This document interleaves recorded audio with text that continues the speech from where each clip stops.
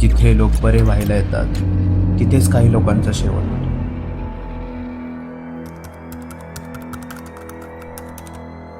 Sassoon hospital, जुना general ward number 25.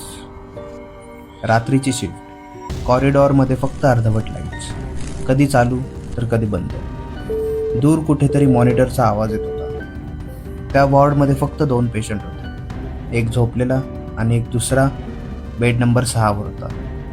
तो patient दिवसभर शांत होता, पण रात्रीपासून त्याला बेचैनी व्हायला लागली. वारंवार उठून बसायचा, खिडकीकडे पाहायचा.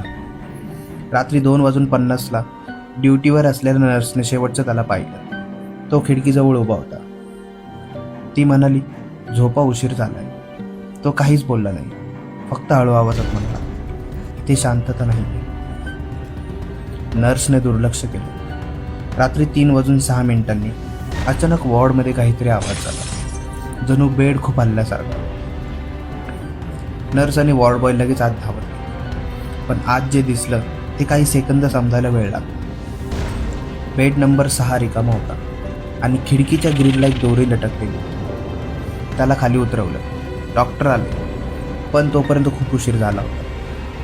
रिपोर्टमध्ये लिहिलं गेलं, सुसाईड. त्यानंतर केस बंद झाली. वॉर्ड परत सुरू झाला. सगळं नॉर्मल. पण खरं काहीतरी वेगळंच होतं. त्या घटनेनंतर नाईट शिफ्टमध्ये एक गोष्ट सगळ्यांना नोटीस केली. रात्री साधारण 2:50 ते 3:10 दरम्यान बेड नंबर 6चा पडदा आपोआप हलायचा, आणि तेही खिडकी बंद असताना. कधी कधी मॉनिटर स्वतःच चालू व्हायचा, पण त्या बेडवर कोणीच नसायचं.